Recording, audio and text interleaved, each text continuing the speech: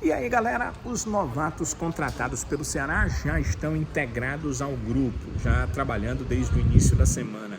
Na segunda-feira já tinha iniciado o seu trabalho com a equipe do Ceará. O Patrick de Luca quer ser chamado de De Luca, então De Luca já estava por aqui desde segunda. Na terça quem chegou foi o Maicon Clayton e o Ceará tem à disposição os seus dois novos reforços. Contando no geral, foram 16 as contratações do Ceará desde que a temporada iniciou.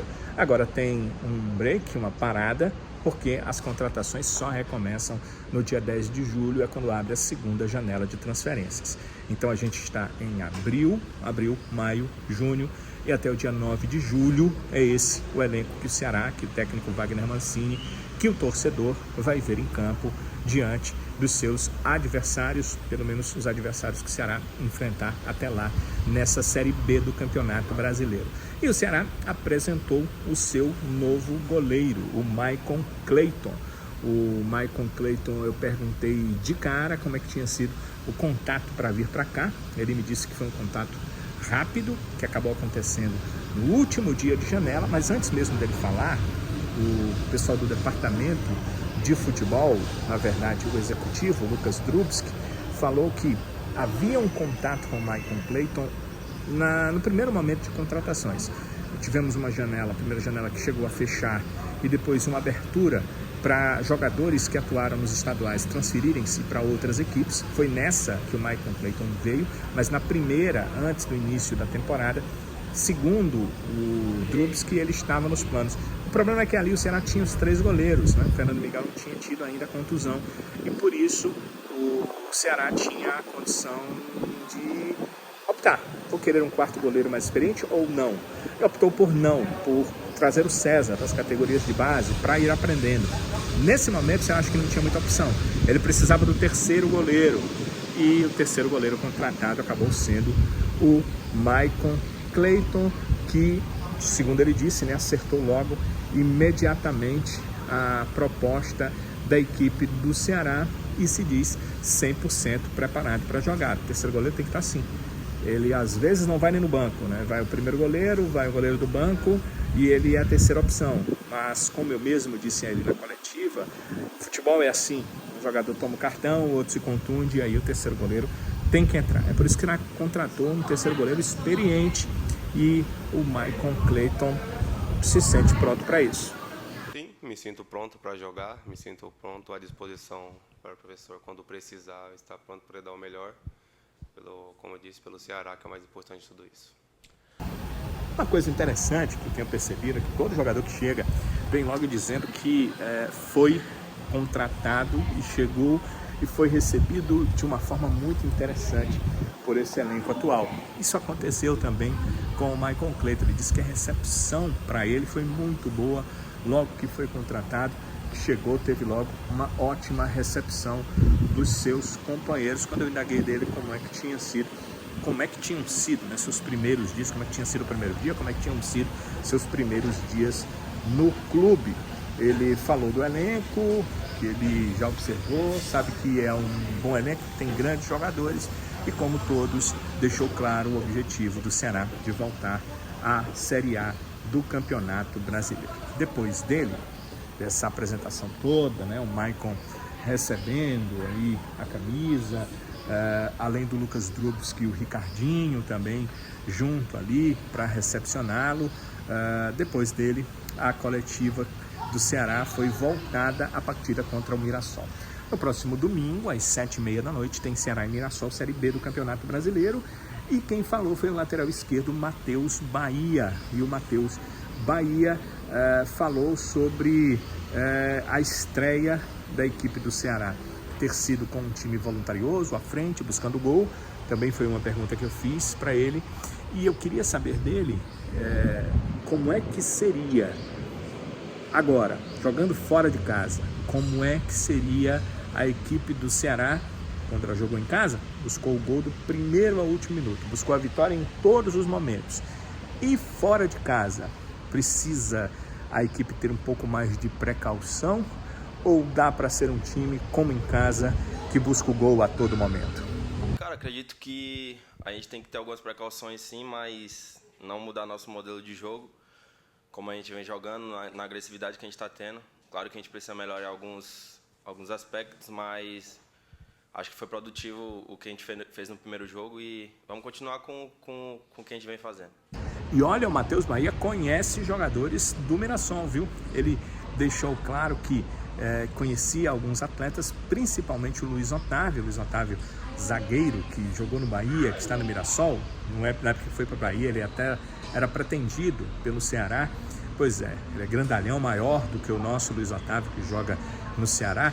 O Matheus Bahia falou sobre ele, que conhece, que ele até ligou para o Matheus, pedindo para o Matheus não passar característica nenhuma, mas ele disse que sim, vai passar aí, está passando todas as características para o técnico Wagner Mancini. O Rodrigo perguntou para ele, o Rodrigo do canal do Vozão, o que a equipe precisa melhorar. Na primeira partida só um empate, em relação na segunda partida. O Matheus foi muito esperto mesmo, foi inteligente o Matheus Bahia. Deixou claro que a primeira coisa é fazer os gols. A equipe criou oportunidades e não fez os gols na primeira partida. Precisa vencer, né? Para vencer, obviamente, é necessário que aconteçam os gols. O atleta também falou sobre buscar pontos fora, depois de perder esses pontos em casa. E a gente vai ouvir um pouquinho como foi esse ponto de vista assim, do Matheus Bahia para essa segunda partida da Série B, porque realmente é complicado. Você começa em casa a busca de um acesso, você não faz os 3 pontos e aí tem que buscar esses pontos fora. Cara, como o Mancini sempre fala, em casa a gente precisa ganhar e fora de casa a gente precisa buscar o máximo de pontos que a gente consegue. Mas acredito que por a gente ter empatado em casa, a gente precisa sim ganhar fora de casa agora. A gente tem plena condição, mas do outro lado tem um adversário muito difícil, que treina a tempo, junto a tempo já. Vai ser um jogo muito difícil, mas a gente vai buscar os 3 pontos que a gente sabe que a gente tem condição de conseguir. O Mirassol tem característica parecida com a do Ceará. É um time de transição, ou seja, quando ele toma posse de bola, ele quer sair rápido em direção ao gol adversário. Chamou a atenção um pouco sobre isso aí o Matheus Bahia. Ele disse que isso foi passado pelo Mancini. O Ceará faz aqui no Vovozão alguns trabalhos de vídeo, né? O Mancini, ele não é que eles simplesmente pegam um jogo do adversário e passam, depois vão conversar sobre ele.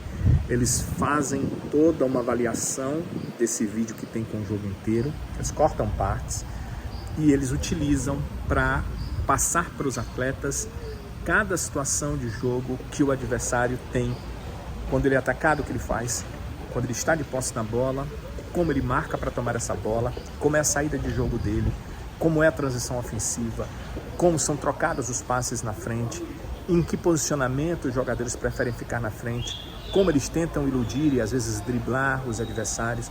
Tudo isso é passado. Os jogadores têm isso. E indagado sobre como é essa equipe do Mirassol, o Matheus Bahia falou exatamente disso, que é um time de transição, que é um time rápido e que com isso a equipe do Ceará precisa tomar cuidado. Também perguntei para ele sobre a chegada dos novatos, né? O De Luca, né?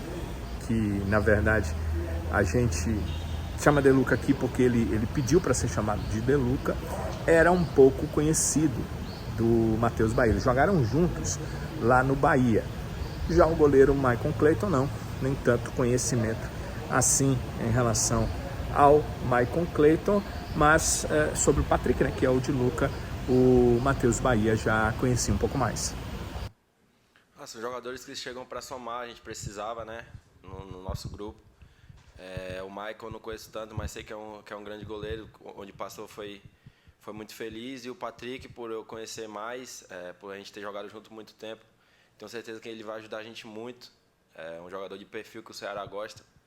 É um jogador de qualidade que tenho certeza que vai somar com a gente aí. E o Matheus Bahia também respondeu a pergunta sobre sondagens, né? Vocês lembram que desde que ele chegou, que há informações, muitas delas nas redes sociais, de que o Matheus Bahia iria ser vendido pelo Bahia.